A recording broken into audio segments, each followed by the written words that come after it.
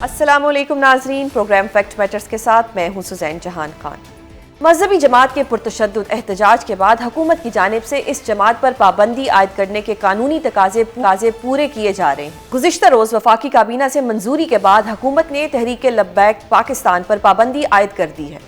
TLP के खिलाफ सख्ती से निपटने का फैसला हो चुका है। सूबाई वजीर इत्तलात अज़मा बुखारी कहती हैं कि जमात नहीं माइंड सेट है, इसके खिलाफ मुअस्सर जंग लड़ना होगी। पंजाब काबीना से TLP पर पाबंदी आयद करने का मामला वफाकी काबीना से मंजूरी के बाद अब हतमी मराहिल की तरफ बढ़ रहा है।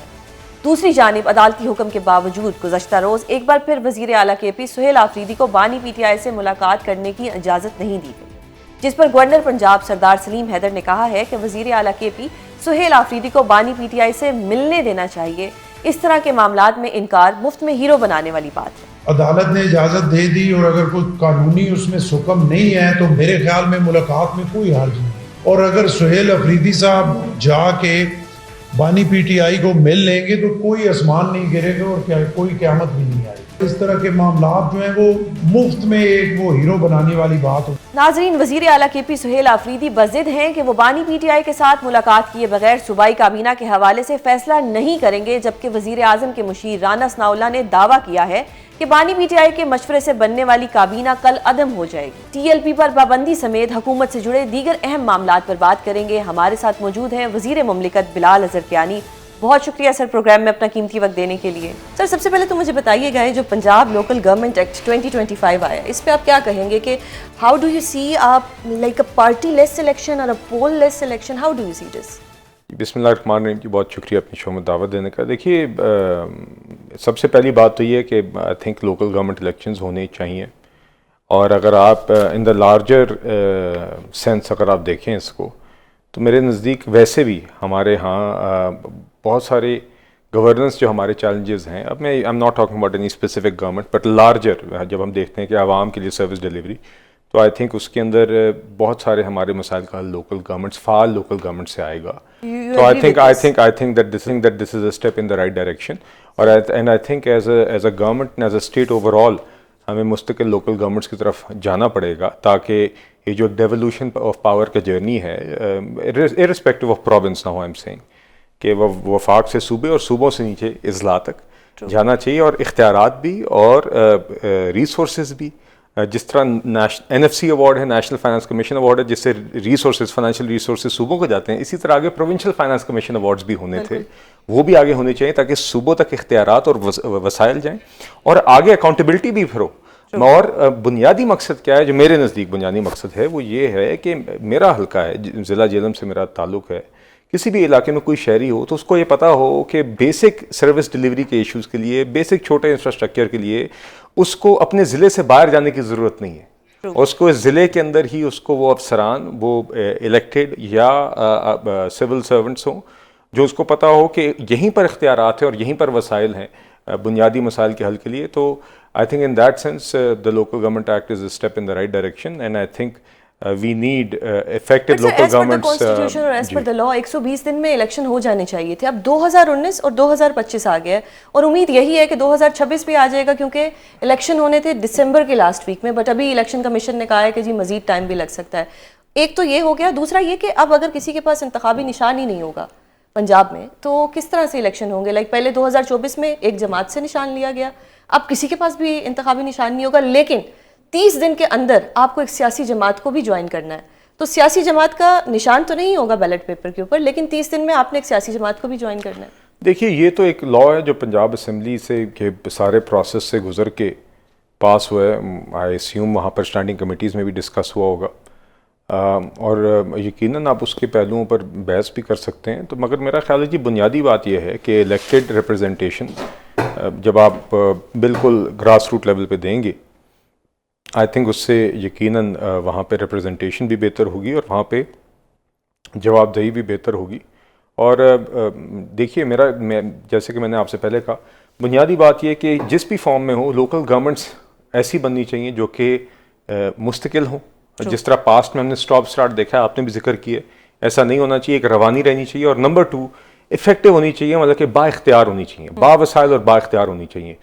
तो मैं उम्मीद करता हूँ इंशाल्लाह कि जो पंजाब में लोकल गवर्नमेंट एक्ट आई है और उसके नतीजे में आगे जो इलेक्शंस होंगे, वो इसी की तरफ एक कदम होगा। और मेरा ख्याल है, सच्ची बात है जी, अगर देखा जाए तो मैं पिछले 2-3 दहाइयों से जो देख रहा हूँ, except for may be 1-2 exceptions थी, मगर अभी अगर आप देखें तो अभी जहाँ पर लोकल गवर्नमेंट्स हैं भी, तो वो इन practical terms empowered local governments नहीं हैं।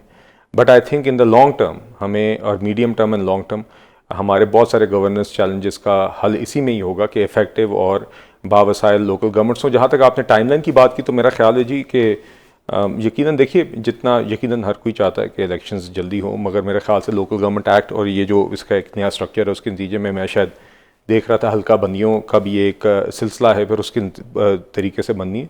तो यकीनन इलेक्शन कमीशन भी अपना काम कर रहा होगा, पंजाब के जो लोकल गवर्नमेंट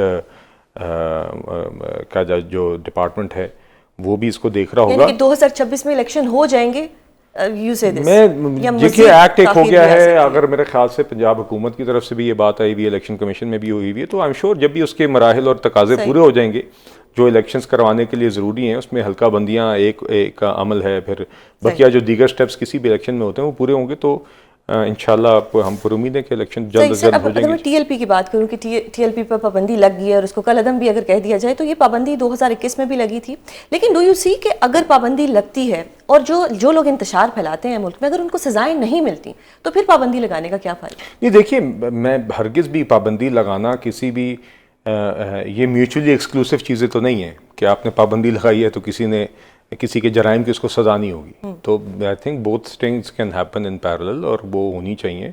यहाँ पे तो बुनियादी तौर पे एक तंजीम जिसने मज़हब के नाम पर तशद्दुद किया और दहशत गर्दी हुई है, और बाकायदा आपने एक शोहदा की फहरिस्त है, पुलिस के हमारे शोहदा हैं, तो आपने देखा है कि एक रिजॉल्व है जो पंजाब हुकूमत ने, पंजाब पुलिस ने भी बड़े अच्छे तरीके से, और सारी लॉ इन्फोर्समेंट एजेंसीज़ ने, और फिर पंजाब हुकूमत की तजवीज़ के ऊपर वफाकी काबीना ने यूनानिमसली कल इसको कलअदम करार देने के लिए एक कदम उठाया और अप्रूवल दिया। तो देखिए, मेरे ख्याल से this is a step in the right direction, और हमें ये resolve as a society and as a state इंशाल्लाह दिखाना होगा, ताकि कोई भी शख्स किसी भी वजह को इस्तेमाल करके इस तरह अब रियासत के मामलात में रुकावट ना बने, और ना ही वो अवाम पर तशद्दुद या डेली लाइफ जो लोगों की हैं उसमें वायलेंस का एजेंट ना बने। तो मुझे उम्मीद है इंशाल्लाह कि we will stay the course on this. सही सर, अब टीएलपी पे तो पाबंदी लग गई, डू यू थिंक कि ये पाबंदी जो है किसी ना किसी तरह से पीटीआई की तरफ भी जाएगी, पीटीआई पर भी लगेगी? ये इसलिए लगाई जा रही है कि कल को पीटीआई पे भी लगे? नहीं, देखिए उन बातों का कोई ताल्लुक नहीं। पीटीआई के अपने एक जो मेरे नज़दीक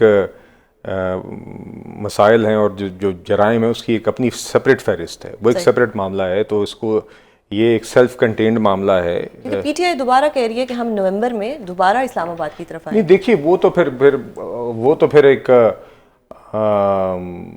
अब अगर वो उसी तरह की कोई हरकत होगी जो हमने पिछले साल देखी, तो फिर रियासत हरकत में आएगी जिस तरह उस टाइम आई थी। अगर पीटीआई फिर से खैबर पख्तूनख्वा की मशीनरी को इस्तेमाल करके वफाकी हुकूमत पर और इस्लामाबाद में आके चढ़ाई करने के लिए, रेंजर्स पर हमला करने के लिए, अपने जवानों पर तशद्दुद करने के लिए ही रियासती मशीनरी को इस्तेमाल करेगी खैबर पख्तूनख्वा की हुकूमत की, तो फिर उसका जवाब तो मिलेगा और फिर वो जराइम में ही शामिल होगा। मगर जो मैंने देखा है जी कि इस पूरा साल अब तकरीबन गुजर गया है, तो हम सुन ही रहे हैं कि अब एहतजाज आया, अब एहतजाज आया, तो ये शेर आया वाला मामला बन गया थोड़ा सा। बट बहरहाल मैं तो ये उम्मीद करता हूँ कि आप ये इस बात पर गौर करें कि आपके पास एक करोड़ों लोगों का एक सूबे की जिम्मेदारी है और आप उसके तकाजे पूरे करें। आज भी सीएम केपी अगर तब्दील किया है पीटीआई ने, तो इस बुनियाद पर नहीं किया कि अली मीन गंडापुर साहब वहाँ पे सर्विस डिलीवरी में उनकी परफॉर्मेंस अच्छी नहीं थी, या हेल्थ और एजुकेशन में वो अच्छा काम नहीं कर रहे थे, या दहशतगर्दी की जंग में वो अपना वो किरदार अदा नहीं कर रहे थे जो करना चाहिए था, बल्कि बरक्स रियासत के साथ टकराव कर रहे थे। तो उनको इस बात पे उतारा गया कि जो उनके लीडर की तवक्को थी उनसे कि रियासत के साथ वो टकरेंगे, उसकी शिद्दत में कमी हो गई है, और इसलिए एक नया शख्स लाए हैं जो फिर से वही काम गर्मी से करे जो पिछले साल हम पीटीआई से देखते आए हैं। तो मैं उम्मीद करता हूँ इस सोच पर ये लोग गौर करेंगे और जो जिम्मेदारी इनको सौंपी गई है, जो इनके पास है एक सूबे की, उसकी आवाम पर ये तर्स खाएं और उधर के तकाजे और उधर की जो जिम्मेदारी हैं और उसकी तरफ ये जाएं। बाकी अगर कोई भी गैर कानूनी काम होगा, अगर वो करेंगे तो रियासत जिस तरह पहले हरकत में आई है तब भी आएगी। अटक से आगे नहीं उनको आने दिया जाएगा। नहीं, देखिए मैंने जैसे कहा जी, कोई भी गैर कानूनी चीज़, या अगर आप सियासत को के लिबादे में कोई भी वायलेंस करेगा फिर से, और पीटीआई ने की है और बार बार की है। 9 में उसकी एक मिसाल है, 9 में से पहले भी डी चौक में कब्रें खोदी गई, पीटीवी बिल्डिंग पर हमला हुआ, उसके बाद की हरकतें तो अपनी जगह। तो एक रवायत है पीटीआई की इस वायलेंस की, अगर उन्होंने इसी रवायत को बरकरार रखा तो फिर यकीनन रियासत हरकत में आएगी। देखिए ऐसा नहीं हो सकता कि हम अपने दोनों बॉर्डर्स पर भी चैलेंजेस फेस कर रहे हों, हमारी लॉ इन्फोर्समेंट एजेंसीज, हमारे जवान शहादतें यहाँ पर कर रहे हों, खैबर पख्तूनख्वा में, बलूचिस्तान में दहशत गर्दी के ख़िलाफ़ जंग में, और at the same time internally हमें इनको भी इनकी इस तरह की चीज़ों को भी बर्दाश्त करना पड़े, जहाँ पर बजाय इसके कि वो अपना हिस्सा डालें दहशत गर्दी के ख़िलाफ़ जंग में और रियासत के साथ खड़े हों और एक पैगाम दें जंग में, बजाय उसके कि आप आके अपने ही जवानों पर आके फिर उनको तो इस स्ट्रेस में डालें और ये हमला करें।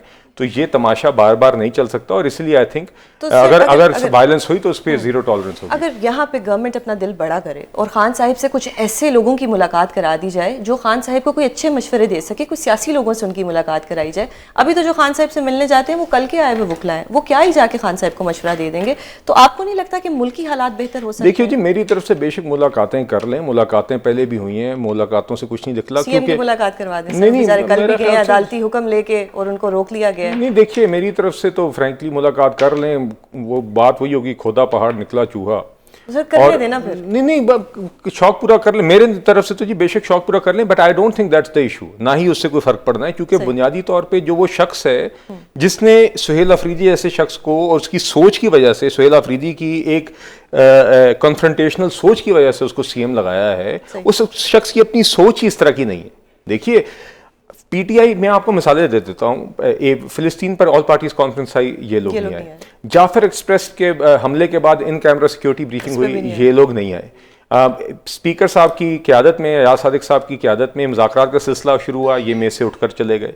पहलगाम वाक़े के बाद मीडिया ब्रीफिंग हुई, ये उसमें नहीं आए। ये एक मुस्तकिल सिलसिला है। अभी आप देखिए, प्राइम मिनिस्टर साहब ने सीएम केपी से फ़ोन पर बात की, उसके 1 या 2 दिन बाद मेरे ख्याल से एक मीटिंग हुई जहां पर अहम मौज़ूआत डिस्कस हुए, जिसमें मुझे यकीन है सिक्योरिटी भी डिस्कस हुआ होगा। सीएम केपी नहीं आए उसमें, यह अब आपकी जिम्मेदारियों में शामिल है। मगर ये कौन सी मुलाकात, होना ना होने का ये मतलब है कि अब आपने ये काम भी नहीं करने। और ये मुलाकातें जब हो रही थी तब भी इसी तरह का रवैया था। तो बात यह है कि अगर आपको बहुत ही काबीना की भी लिस्ट अप्रूव कराने का शौक है, तो पहले भी जो लोग जा रहे थे उन्होंने ही नाम दे के सुहेल अफरीदी को सीएम बनाया था। तो आई एम श्योर एक फहरिस्त अगर ये जमा करा देंगे तो उसका भी अप्रूवल आ जाएगा। मेरे नज़दीक ये बहाने, मुलाकात बेशक हो जाए, मगर मुलाकात होने ना होने से इन चीज़ों पर फ़र्क नहीं पड़ेगा। इसके लिए बुनियादी तौर पर पीटीआई को राइट फ्रॉम द टॉप अपनी सोच पर गौर करना पड़ेगा और तब्दील करना पड़ेगा। जी सर, जुबानी पीटीआई को शिफ्ट करने की बातें की जा रही हैं अडयाला से बनी गाला, क्या ये बाकी कैदियों के लिए भी ये ऑफर है या सिर्फ उन्हीं के लिए? कोई ऐसी ऑफर नहीं है जी। सर, आपके अपने लोग कह रहे हैं, तारिक फजल चौधरी साहब ने कहा है कि आप लोग एक एप्लीकेशन दे दें। तो तारिक फजल चौधरी साहब बेहतर बता सकेंगे, बड़े भाई हैं मेरे, और इस्लामाबाद से एमएनए भी हैं, और बनी गाला उनकी इलाके के करीब भी है। तो क्योंकि उन्होंने कहा कि मगर देखिए मेरे लिए बुनियादी बात है, वो शख्स अपने जराइम की वजह से जेल में है। 190 मिलियन पाउंड उसकी एक मिसाल है, जो एक ओपन एंड शट एक क्राइम है। उसको हम बयान भी कर सकते हैं, बार बार कर चुके हैं, कि आपने अवाम का पैसा जो यूके से आया, काबीना के में एक फ़ैसला करा के, डे लाइट रॉबरी करा के, बंद लिफाफे के अंदर एक शख्स की जेब में वो पैसे डाल दिए। तो वो तो उस तरह के जराइम से उसका ताल्लुक है कि वो जेल में हैं या नहीं है, और वो जेल में उसी वजह से हैं। तो it's a purely legal issue, उसका ही जो नतीजा है, और उसके अंदर ही उसका इन्हिसार अडयाला में होने ना होने का उसके साथ है और किसी चीज़ के साथ नहीं। सर, अगर मैं इस वक्त ओवरऑल कंट्री की बात करूं तो हमारी मुल्क से बहुत अच्छी अच्छी कंपनियां छोड़ के चली गई हैं। हम किस तरफ जा रहे हैं कि हमारे मुल्क में एक तरफ महंगाई बहुत ज़्यादा हो रही है, कुछ सब्जियां इतनी महंगी हो गई हैं कि वो एक जो मिडिल क्लास बंदा है वो तो ले ही नहीं सकता। लोअर मिडिल क्लास की तो बात ही छोड़ें, गरीब तो उस कैटेगरी में ही नहीं आता। किस तरफ जा रहा है हमारा मुल्क, जबकि हम देखते हैं कि जी बहुत अच्छा चल रहा है। कहाँ चल रहा है? देखिए अब मईशत के ऊपर तो खैर अब मैं आपके साथ एक तफसीली एक अलग शो कर सकता हूँ, मगर बात बुनियादी ये है कि महंगाई तो जब हम हुकूमत में आए तो हमने काबू की। मतलब कि आपको याद होगा महंगाई की शरह जब हम हुकूमत में आए तो पिछले माली साल में 2024 में, जिसका मतलब है कि जुलाई 2023 से जुलाई 2024 तक की जो महंगाई की शरह थी वो तकरीबन कुछ 23% थी। हमने पिछले साल में उसको काबू करके तकरीबन 4.5% तक लेकर आए।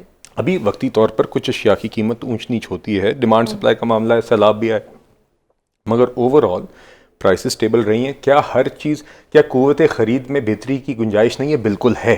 हम हरगिज़ ये नहीं कह रहे मसाइल ख़त्म हो गए, मगर मईशत को हमने संभाला, पिछले साल डेढ़ में दिया है, और अब हमने यहाँ से आगे उस सतह पर जाना है जहाँ पे मईशत में ग्रोथ आए, रोज़गार बढ़े, लोगों की क़ुव्वत ख़रीद बढ़े।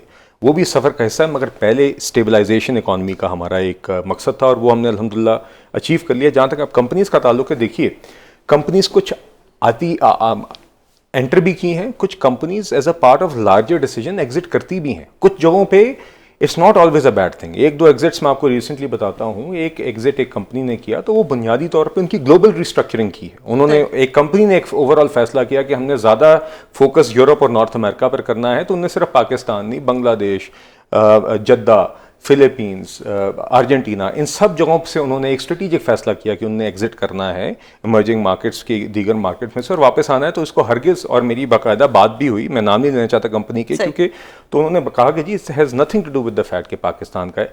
इसी तरह कुछ और कंपनीज का एग्जिट, जिसको एग्जिट कहा जाता है, वहाँ पे एक डोमेस्टिक कंपनी होती है जो उस ऑपरेशंस को टेक ओवर कर रही होती है या उसको खरीद रही होती है। तो देखिए हमारे डोमेस्टिक कारोबारी भी आखिरकार यहीं पर रोजगार बनाते हैं, इन्वेस्टमेंट करते हैं। अगर वो किसी फॉरेन बिजनेस को उसके ऑपरेशंस खरीदते हैं या अच्छे दाम पर खरीदते हैं और उसको चलाते हैं और वो मजीद उसको ग्रो करते हैं, तो this is not always bad news. तो मेरे ख्याल से हमें हर चीज़ को इस पैराए में नहीं देखना चाहिए। दीगर इंटरनेशनल कंपनीज ने, BYD है, वाफ़ी है, दीगर अभी मशरक बैंक ने डिजिटल बैंक लॉन्च किया, ये सब कंपनीज आई भी हैं। तो मेरा ख्याल है जी कि बिल्कुल हमें इसको इस तरीके से पेंट नहीं करना चाहिए जिस तरह ये होता है। Challenges do remain in the economy, हमारी मतलब कि इसका हमें अंदाज़ा है और शिद्दत का भी अंदाज़ा है और अर्जेंसी का भी अंदाज़ा है। हमें अपनी एक्सपोर्ट्स बढ़ानी है, मगर इंशाल्लाह इन चैलेंजेस को भी निपटेंगे। बट उस हवाले से खैर बहरहाल मैं दोबारा आपसे पॉलिटिकल क्वेश्चन करती हूँ कि एक तहरीक तहफ़्फ़ुज़ आईन पाकिस्तान, वो भी जलसों की बात कर रहे हैं, आने वाले महीने में वो भी जलसे करेंगे। मौलाना साहिब भी नाराज़ हो गए हैं, PTI वाले भी कह रहे हैं कि इस्लामाबाद की तरफ आएंगे। दोबारा से इस्लामाबाद कंटेनर सिटी बन जाएगा, बंद हो जाएगा, या आप लोगों के पास कोई स्ट्रेटजी है, कोई मुज़ाकरात होंगे, बातचीत होगी, क्या होगा? देखिए बात यह है कि कोई अगर पुरअमन एहतजाज कोई करना चाहता है, बेशक करे, अपना शौक़ पूरा करे, हमने कभी नहीं रोका। और फ्रैंकली मैंने तो देखा है ऐलानात और जलसों का जो रेशियो है ना, वो कोई 1 to 10 है। मतलब कि हर 10 ऐलानात का एक जलसा निकलता है, तो या कोई एहतजाज निकलता है एक दिन का, वो भी मतलब कि गवर्नमेंट को कोई स्ट्रेस नहीं है। देखिए मैंने आज जैसे आपसे कहा, अगर कोई पुरअमन एहतजाज का कोई तरीका बनता है, उसके एक तरीक़ाकार है, दरख्वास्त देते हैं, आप जगह मिलती है, आप बेशक एहतजाज करें। मगर अगर आप ये कहें कि एहतजाज के बारे में हुकूमत को गौर व फिक्र और उन चीज़, बिल्कुल हरगिज़ नहीं चाहिए। हम पूरा दिन हुकूमती जिम्मेदारियाँ निभाने की कोशिश करते हैं उसी तरह के इश्यूज़ पे जिससे आप से अभी बात हुई। तो इन एहतजाजों का या इन ऐलानात का की बातचीत तो सिर्फ शाम को आगे टॉक शोज़ पे ही होती है, दिन में इस पर कोई खास गौर व फिक्र नहीं होता। वज़ीर आला KP सुहेल आफरीदी की बानी PTI से मुलाकात नहीं हो पा रही, जिसके बाइस खैबर पख्तूनख्वा की काबीना का मामला मुसलसल ताख़ीर का शिकार हो रहा है। इस सारी सूरत हाल के दौरान बानी पाकिस्तान तहरीक इंसाफ की अडयाला जेल से बनी गाला मुंतकिली की खबरें भी गर्दिश कर रही हैं। हुकूमत की जानिब से PTI को ऑफर की गई है कि अगर PTI बाकायदा दरख्वास्त देती है तो बानी PTI को जेल से बनी गाला मुंतकिल किया जा सकता है। बानी PTI की जेल से मुंतकिली की हुकूमती ऑफर का क्या मौक़िफ़ है, इस समेत पाकिस्तान तहरीक इंसाफ से जुड़े दीगर अहम मामलात पर बात करेंगे। हमारे साथ मौजूद है रहनुमा पाकिस्तान तहरीक इंसाफ सेनेटर हामिद खान। बहुत शुक्रिया सर प्रोग्राम में अपना कीमती वक्त देने के लिए। सर PTI पे भी बात करूंगी, लेकिन पहले मैं आपसे अदालत पे लीगल क्वेश्चंस करना चाहूंगी कि आपको लगता है कि 26वीं आईनी तरमीम से अदलिया की आज़ादी ख़त्म हो गई है? जी बिल्कुल बर्बाद हो गई है। ख़त्म क्या कहना चाहिए कि ये अदलिया इस वक्त आज़ादी तो क्या है, दूर दूर भी नहीं है। सही। तो सर आपको लगता है कि क्या ये जजेस अपने खिलाफ फैसला देंगे? आप लोग तो आर्ग्यूमेंट्स कर रहे हैं आईनी बेंच को लेके, डू यू थिंक कि ये लोग अपने ही खिलाफ कोई फैसला देंगे? क्योंकि बहुत से लोग 26वीं आईनी तरमीम के बाद ही सुप्रीम कोर्ट में आए हैं। देखिए यही सबसे बड़ी आजमाइश है इस मौजूदा सुप्रीम कोर्ट पर, क्योंकि मैंने यही कहा और बाकी भी वकला ने ये कहा कि देखिए आप भूल जाएं कि आप आईनी बेंच है, क्योंकि वो आईनी बेंच का जो आर्टिकल है कॉन्स्टिट्यूशन का, आर्टिकल 191A, उसको तो हम डिस्प्यूट कर रहे हैं, उसको तो हम चैलेंज कर रहे हैं आपके सामने कि ये आइन के जो है रूह के ख़िलाफ़ है। तो लिहाजा हम आपको जो भी बहस कर रहे हैं ये सुप्रीम कोर्ट के 8 रुकनी जजेस के सामने हम बहस कर रहे हैं, सही। किसी आईनी बेंच के सामने नहीं। और हम तो आपको ये कह रहे हैं कि ये जो 8 रुकनी बेंच है इसको आप 16 रुकनी बेंच बना दें, जो उन जजेस पर मुश्तमिल हो जो कि उस वक्त सुप्रीम कोर्ट के जज थे जब 26वीं तरमीम लाई गई पिछले साल अक्टूबर में। सही। तो ये हमारा बुनियादी जो नुक्ता है वो ये है। सही। तो सर ये कहना दुरुस्त होगा कि इस वक्त जो आईनी बेंच है वो एक तरह से गैर आईनी बेंच है? देखिए, हमारे मौक़िफ़ के मुताबिक तो ये जिस आईनी तरमीम के नतीजे में ये बेंच बना है वो प्रोविज़न जो है, वो जो उसमें आर्टिकल है 191A, हम समझते हैं कि ये आइन की रूह के ख़िलाफ़ है और ये बुनियादी ढांचे के ख़िलाफ़ है आइन के। इससे ना तो सेपरेशन ऑफ पावर्स रहती है और ना ही इंडिपेंडेंस ऑफ जुडिशरी रहती है। तो सर आपको, मतलब ये मैं आपकी राय जानना चाह रही हूँ because you are a senior lawyer, कि आपको लगता है कि ये जो फैसले आएंगे आपके हक में आएंगे, क्योंकि 27वीं आईनी तरमीम की बातें भी हो रही हैं? जी, जो रिकॉर्ड पिछले 1 साल से जा रहा है इस वक्त के सुप्रीम कोर्ट के जजेस का, और ख़ास तौर पे उन जजेस का जिनको आईनी बेंच का हिस्सा बना दिया गया है और सीनियर जजेस को इग्नोर किया गया है, उसके हवाले से तो जो भी फैसला आ रहा है वो हमारे ख़िलाफ़ आ रहा है और इस मौजूदा सेटअप के और इस्टेब्लिशमेंट के हक़ में आ रहा है। अगर हम ये रिकॉर्ड देखते हैं तो हमें कोई इतनी इनसे उम्मीद नहीं है कि ये लोग, ये जो पर्टिकुलरली ये जजेस जिनका कॉन्स्टिट्यूशनल बेंचेस बनाए गए हैं, इनसे कोई अच्छी उम्मीद नहीं रखते हम। सही। तो सर अगर आपको अच्छे की उम्मीद नहीं तो फिर इनके सामने बहस करने का क्या फ़ायदा? अगर अदलिया की आज़ादी इतनी ज़्यादा सल्ब हो चुकी है कि ऐसा लगता है कि कोई भी जो फैसले हैं वो आइन और कानून के मुताबिक नहीं आएंगे, तो फिर इनके सामने बहस करके टाइम क्यों वेस्ट किया जा रहा है सर? देखिए, बात यह है कि ये जो भी केसेस हैं ये तारीख़ी अहमियत के केसेस हैं। हम समझते हैं कि हमारे पास और तो कोई जगह नहीं है जहां हम ये चैलेंज कर सकें, और इसीलिए हम चाहते हैं हर दफ़ा कि लाइव इसकी स्ट्रीमिंग हो। बहरहाल इस हद तक तो ये मान जाते रहे हैं, चाहे वो स्पेशल सीज का केस था, चाहे ये मौजूदा केस है 26वीं तरमीम का।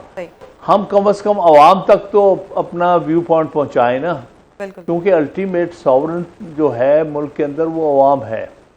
इन जजेस का जिन्होंने 26वीं तरमीम को कबूल कर लिया है उनसे हम क्या उम्मीदें रख सकते हैं? लेकिन फिर भी हम समझते हैं कभी ना कभी किसी का ज़मीर जाग उठे, शायद वो अपने ज़ाती मफादात से अबव होके फैसले करने लग जाएं।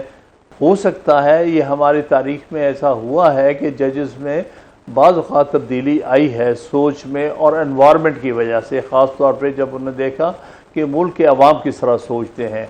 तो इसलिए एक कोशिश है जो हम कर रहे हैं, चाहे हमें ज़्यादा उम्मीद नहीं है। सही। अगर मैं ओवरऑल बात करूं, आपको लगता है कि जितनी भी वुकला से रिलेटेड मामलात हैं इनके फैसले वुकला को खुद लेने चाहिए या पार्टी पे इसका इन्फ्लुएंस होना चाहिए? क्योंकि आपकी पार्टी में हमने देखा है कि फैसले जो आप, जिस तरह के आप हैं, आप अपना फैसला खुद कर सकते हैं, आपको बेहतर पता है कि खान साहब के केसेस को कैसे देखना है, क्या डिसीजंस होने चाहिए। जबकि ऑन द अदर हैंड हम देखते हैं कि जो कल के लॉयर्स हैं, जो नए नए लॉयर्स बने हैं, वो आके टीवी पे भी बैठे हुए होते हैं, वो आके आपकी पार्टी का बयानिया भी बता रहे होते हैं। और अगर मैं बात करूं कि खान साहब के नाम पर ILF अपने मनपसंद लोगों को इस वक्त सपोर्ट कर रहा है, तो इस पे आप क्या कहेंगे? देखिए, जहां तक पार्टी की लॉयर्स विंग है ना, वो आमतौर पे उनके में तरह तरह के इख्तलाफात होते हैं, क्योंकि बहुत सारे लोग जब पार्टी में वुकला में से दाखिल होते हैं वो अपने ज़ाती मफादात के एंगल से भी सोचते हैं। लेकिन मैं ये नहीं कहूँगा, इतनी सच नुमाइंदगी तो नहीं होती। लेकिन जहाँ तक इस वक्त सूरत हाल है कि इस वक्त हमारी जो लीडरशिप है वो ज़्यादातर बेचारे पाबंद सलासल हैं।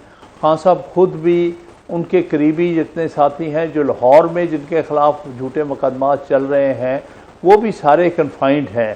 तो इन हालात में सही मायने में पार्टी ऑर्गेनाइजेशन इस वक्त नहीं हो रही, और इसलिए हर किस्म के लोग क्लेम करते हैं कि हम पार्टी के नुमाइंदे हैं और हम पार्टी की तरफ से बात करें। सर, हुकूमत की जानिब से PTI को एक ऑफर कराई गई है कि अगर खान साहिब की जमात का कोई भी बंदा ये एप्लीकेशन दे दे कि खान साहिब को बनी गाला शिफ्ट कर दिया जाए तो उन्हें शिफ्ट कर दिया जाएगा। क्या कहेंगे आप इस पे? क्या आप लोग इस ऑफर को कंसिडर कर रहे हैं या नहीं? हरगिज नहीं। हरगिज उसकी वजह ये है कि भाई ये इस किस्म की ऑफर्स जो हैं वो बेमानी है। हमारे नज़दीक तो उनके खिलाफ केस बनता ही नहीं है। ये सारे जाली मुकदमात बनाए गए हैं, इसके पीछे मेरा फ़ायदे है, बदनीयती है। लिहाजा उनकी कन्फाइनमेंट को हम एक्सेप्ट ही नहीं कर रहे हैं, ना ही हमने जो उनको सज़ाएँ सुनाई गई हैं उसको एक्सेप्ट किया। तो इसलिए हम कैसे कहें कि जी इस जेल से दूसरी जेल में ले जाएं, जबकि हम समझते हैं कि इनको नाजायज़ तौर पर, गैर आइनी और गैर कानूनी तौर पर सजाएं दी गई हैं। सर, अदालती हुक्म के बावजूद कल सीएम को खान साहिब से मिलने नहीं दिया गया, क्या कहेंगे इस पे आप? देखिए, ये तो मुसलसल 1 साल से ज़्यादा हो चुका है। मेरी आखिरी मुलाकात खान साहब से सितंबर 2024 में हुई है। उसके बाद से 6 दफ़ा मैं जा चुका हूँ, कोर्ट ऑर्डर भी लेके जा चुका हूँ हाई कोर्ट का। उन्होंने मेरा नाम काट दिया हुआ है, इनको नहीं मिलने देना। इसी तरह पेशावर से काजी अनवर साहब का नाम काट दिया है कि इनको नहीं मिलने देना। वो पूरी तरह कोशिश कर रही हैं जेल अथॉरिटीज़ नेचुरली, जिनके हुक्म के तहत, कि फ़लाँ लोग जिनको अगर कोई मशवरा देंगे सही, इनको नहीं मिलने देना। और सर, ये सुहेल आफरीदी साहब बज़िद हैं कि जब तक वो खान साहब से नहीं मिलेंगे वो कैबिनेट नहीं बनाएंगे। How do you see this कि अगर वो इस वक्त अबूरी कैबिनेट बना दें, बाद में खान साहब से मुलाकात हो जाएगी, क्योंकि इस वक्त एक सूबे का मामला है, लेकिन वो बज़िद हैं कि पहले खान साहब से मुलाकात होगी? एक आदमी जो इलेक्ट हुआ है, आइनी तौर पर इलेक्ट हो गया है, एक सूबे का चीफ मिनिस्टर, उसको अपने पार्टी लीडर से मुलाकात की इजाज़त नहीं दी जा रही, जबकि बहुत सारे और लोग तो उनको मिल लेते हैं किसी न किसी एंगल से, और उसको बाहर रखा जा रहा है। तो वो एक तरह से साबित करने वाली बात है कि इस वक्त की जो सेटअप है, मैं इसको कोई हुकूमत जायज़ हुकूमत तो समझते नहीं, एक सेटअप सब रहा है जाली सा, जिसको पंजाब हुकूमत या वफाकी हुकूमत कहते हैं। तो वो जो है कोई सही काम तो करने को तैयार ही नहीं। हर तरह से पीटीआई को और उन सूबाई हुकूमतों को जहाँ पर इनकी हुकूमत नहीं है, उनको हर तरह की मुश्किल और मुसीबत में डाल रहे हैं। सही। Sir, how do you see this कि अब जो पार्टीलेस पोल्स होंगे, आपकी नॉलेज में होगा कि ये जो पंजाब लोकल गवर्नमेंट एक्ट है, इसमें कुछ अमेंडमेंट्स की गई और अब पहले जो दिसंबर में इलेक्शन होना था वो शायद मजीद थोड़ा सा एक्सटेंड हो जाएगा। How do you see this? देखिए, ये तो पता चलेगा वक्त के साथ कि क्या ये जेन्युइन इलेक्शन कराने जा रहे हैं कि या 8 फरवरी वाला इलेक्शन होने जा रहा है, यानी फॉर्म 47 वाला इलेक्शन होने जा रहा है, कि ये कोई वाकई ही जेन्युइन इलेक्शन होने जा रहा है। ये अभी कुछ कहना कबल अज़ वक्त होगा। ज़हनी दबाव का मसला एक और कीमती जान निकल गया। गुज़श्ता रोज़ हैरान कुन तौर पर इस्लामाबाद पुलिस के अफसर SP अदील अकबर ने मुबैना तौर पर खुदकुशी कर ली। पुलिस ज़राए के मुताबिक SP अदील अकबर ने गनमैन से गन छीनकर खुद को गोली मारी तो उनको ज़ख्मी हालत में पिम्स हस्पताल मुंतकिल किया गया, ताहम वो जांबर ना हो सके। ये एक इंतहाई अफसोसनाक वाक़या है। एक सीनियर ऑफिसर का यूं खुद अपनी जान ले लेना माशरे में ज़हनी दबाव के बढ़ते हुए मसाइल की निशानदही करता है। इस इंतहाई अहम मसले पर बात करेंगे। हमारे साथ मौजूद हैं माहिर नफ्सियात डॉक्टर सदाकत अली। बहुत शुक्रिया सर प्रोग्राम में अपना कीमती वक्त देने के लिए। सर, बीइंग अ ह्यूमन हमारे बहुत से ट्रॉमास होते हैं, हमारे चाइल्डहुड ट्रॉमास होते हैं, हमें जॉब से रिलेटेड हमें स्ट्रेस होता है। हमारी लाइफ जो है वो ऑलवेज किसी ना किसी स्ट्रेस में होती है। हाउ डू यू सी कि एक पढ़ा लिखा इंसान जो कि CSS क्वालिफाइड हो, जो कि एक अच्छी पोजीशन पे हो, ऐसा कुछ तो उसकी लाइफ में होता है कि अलेजिडली ये कहा जा रहा है कि उन्होंने अपनी जान ली, सुसाइड कर ली। How do you see this in our society, जहाँ पे थेरेपी लेना, किसी साइकेट्रिस्ट के पास जाना, अपने इश्यूज़ को डिस्कस करना एक टैबू समझा जाता है, और इन चीज़ों को आपके against in a court of law use किया जाता है। जब ये सब हमारी सोसाइटी में होगा, जब हम थेरेपीज़ नहीं ले सकेंगे, हम डिस्कस नहीं कर सकेंगे, हमारे सेशंस नहीं होंगे, तो फिर तो आम इंसान खुदकुशी की तरफ ही जाएगा। How do you see this sir? मामला है इस तरह नहीं है। खुदकुशी की बुनियादी वजह जो है वो एक मेंटल डिसऑर्डर है, जिसको डिप्रेशन कहते हैं। और डिप्रेशन की भी वो किस्म जिसका ताल्लुक अंदरूनी मामलात से होता है, हालात से नहीं होता। कोई एक डिप्रेशन होती है जिसको रिएक्टिव डिप्रेशन कहते हैं, जो कि हालात की वजह से होती है, लेकिन उसमें एंग्जाइटी और गम और ये चीज़ें तो मौजूद होती हैं, लेकिन खुदकुशी का एलिमेंट जो है उसमें ज़्यादा सामने नहीं आता। लेकिन एक एंडोजीनस डिप्रेशन है, यानी अंदर की डिप्रेशन है, और एक बाइपोलर के मर्ज के साथ मुंसलिक डिप्रेशन है, जिसमें बहुत ज़्यादा खतरा होता है कि इंसान खुदकुशी की तरफ चला जाएगा और इसमें बैरूनी हालात का कोई बहुत ज़्यादा दखल नहीं होता। वो आप कह सकते हैं कि लास्ट स्ट्रॉ के तौर पर या आखिरी झटका जो है कोई बैरूनी हो सकता है। लेकिन ज़्यादातर ये अंदरूनी बायोलॉजिकल मामला है, केमिकल का बैलेंस खराब हो जाता है और फिर उन केमिकल्स की वजह से खुद ब खुद या तो ख़्याल पैदा होता है कि अपने आप को कोई नुकसान पहुँचाएँ या फिर खुदकुशी तक बात पहुँचती है। दुनिया में खुदकुशी एक बहुत बड़ा मसला है। दुनिया में हर साल जो है कोई 1 मिलियन लोग जो हैं वो खुदकुशी करते हैं, जबकि सिर्फ़ हाफ़ अ मिलियन जो है दूसरे लोगों के हाथों मरते हैं। तो आप सोचिए कि इंसान को सबसे बड़ा खतरा जो है, जान का खतरा, वो दूसरों से नहीं, खुद से। अपने आप से है। सही सर, आपने जो अंदरूनी मामलात की बात की या जो इस तरह का डिप्रेशन होता है, वो क्या दवाइयों से उसका इलाज होता है, उसका थेरेपी से इलाज होता है, किस तरह से होता है, या वो लाइलाज होता है? लाइलाज तो कतई नहीं होता, उसका जो पहला इलाज है, वो दवाओं से होता है, यानी अद्वियात से। और जब सूरत-ए-हाल थोड़ी सँभलती है, तो उसके बाद फिर काउंसलिंग जो है, वो बहुत फ़ायदेमंद होती है, जिससे कि अद्वियात जो है, उनकी मिकदार कम होना शुरू होती है। और फिर अल्टीमेटली बात बनती है लाइफ़स्टाइल चेंज से, क्योंकि प्रॉब्लम एक लाइफ़स्टाइल चेंज में भी है। कुछ लोगों में जीन्स के अंदर कोई ऐसा मसला होता है कि अगर वो अपनी हिफ़ाज़त नहीं करेंगे, तो उनको बाइपोलर डिसऑर्डर या एंडोजेनस डिप्रेशन जो कि अंदर डीप डाउन कहीं दबी होती है, उभर के सामने आ सकती है। जैसे डायबिटीज़ आप देख रहे हैं कि जिन लोगों की जीन्स में होती है, वो खराब लाइफ़स्टाइल की वजह से उनको आखिरकार फिर डायबिटीज़ या दिल की बीमारी होती है। तो ये जो बाइपोलर डिसऑर्डर है, ये दिमागी मर्ज़ है और इसका जीन्स से बड़ा गहरा ताल्लुक है, लेकिन जो लाइफ़स्टाइल है फिर इस बीमारी को उभार के सतह पे लाता है।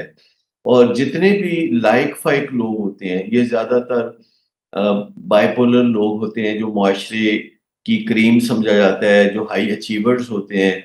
और ये जो बाइपोलर लोग होते हैं, फिर इनमें से कुछ लोग जो अपना ख़्याल नहीं रखते, नींद का ख़्याल नहीं रखते, एक्सरसाइज़ नहीं करते, टेंशन्स में रहते हैं, ताल्लुकात ख़राब करते हैं, तो ये लोग हैं जो फिर बाइपोलर से बाइपोलर डिसऑर्डर में चले जाते हैं। सही। पता चल सकते हैं। जाता है अपने पेशेंट को देख के कि ये सुसाइडल हुआ हुआ है और ये सुसाइड कर सकता है? क्या ये डिटेक्ट किया जा सकता है इनिशियल स्टेज के ऊपर? ये तो बहुत ऐसे ही है जैसे किसी को बुखार हो और वो बुखार में फूक रहा हो तो एक डॉक्टर को पता चल जाता है कि इसको बुखार है। इसी तरह खुद जो खुदकुशी करता है, खुदकुशी करने से पहले अक्सर व बेशतर वो ऐसे इशारे देता है, ऐसी बातें करता है, लेकिन लोग एक खुद फ़रेबी में रहना चाहते हैं, डिनायल में रहना चाहते हैं, इसको हम तिब्बी इनकार कहते हैं, कि उनके सामने कोई बंदा अपनी ज़िंदगी के बेवक़्त होने का या अपनी ज़िंदगी को ख़त्म करने की बात कर रहा होता है या कह रहा होता है कि बस अब मसाइल ख़त्म होने वाले हैं, मैं लंबे सफ़र पे जा रहा हूँ। या वो अपनी चीज़ें बाँट रहा होता है कि ये आप रख लें, मुझे अब इन चीज़ों की ज़रूरत नहीं है। या वो कह रहा होता है कि मैं ज़िंदगी से तंग आ गया हूँ। दरहकीकत जो शख्स भी खुदकुशी के बारे में सोच रहा होता है, वो बैक वक़्त खुदकुशी ना करने के बारे में भी सोच रहा होता है और उसके दिमाग में ये एक दोहरी सोच होती है कि कभी वो कहता है मैं अपने आप को ख़त्म कर लूँ और कभी वो अपने आप को फिर कहता है कि नहीं तुम ऐसा ना करो। लेकिन ये फिर चलते-चलते जो बैलेंस है किसी दूसरी या पहली जानब टिल्ट कर जाता है, उसकी वजह ये होती है कि कोई बैरूनी मामला होता है। इसमें एक चीज़ तय है कि जो लोग बहुत ज़हीन होते हैं, हाई अचीवर्स होते हैं, जैसे कि ये सीएसएस करना एक मुश्किल काम समझा जाता है और उसके बाद उन्हें ऐसी असाइनमेंट्स मिलती हैं जो मुश्किल असाइनमेंट्स होती हैं और वो एक चेन के अंदर होते हैं, जिसमें कुछ लोग उनके ऊपर और कुछ लोग उनके नीचे होते हैं और वो फँसे होते हैं एक सिस्टम में। और पहली निशानी ये होती है कि एंग्ज़ायटी बहुत ज़्यादा होती है, डिप्रेशन, कभी एंग्ज़ायटी और उसका प्रॉपर इलाज करने की बजाय अल्कोहल का इस्तेमाल या ड्रग्स का इस्तेमाल बहुत आम है। इनमें भी फिर जो लोग अल्कोहल का इस्तेमाल करते हैं, उनमें से कोई 20% ऐसे हैं जो अल्कोहलिक हो जाते हैं और जिनके अंदर खुदकुशी के रुझानात बहुत ज़्यादा बढ़ जाते हैं और वो खुदकुशी एक तरह से अल्कोहल पी-पी के भी कर रहे होते हैं और बाज़ औक़ात कोई मुश्किल हालात में फँस जाने के बाइस वो जो है अचानक अपनी ज़िंदगी को ख़त्म कर लेते हैं इम्पल्सिवली। कोई वेपन उनके काबू आ जाता है। पहले कई दफ़ा वो सोचते रहते हैं कि वो किस तरीके से खुदकुशी करें। लेकिन ऐसा नहीं होता कि वो कोई इंडिकेशन नहीं दे रहे होते। वो यानी साइंस बता रहे होते होते हैं। हैं। लेकिन लोग उस बात को जो है नज़रअंदाज कर रहे होते हैं। और ये सर अमूमन नज़रअंदाज ऐसे करना ही लोग जो जो है है हमारी सोसाइटी के लिए एक नासूर बनता जा रहा है कि हम इन चीज़ों को सीरियस नहीं लेते। शुक्रिया सर प्रोग्राम में अपना कीमती वक्त देने के लिए। नाज़रीन, प्रोग्राम का वक्त ख़त्म होता है। कल आपसे दोबारा मुलाकात होगी। अपना बहुत ख्याल रखिएगा। अल्लाह हाफ़िज़।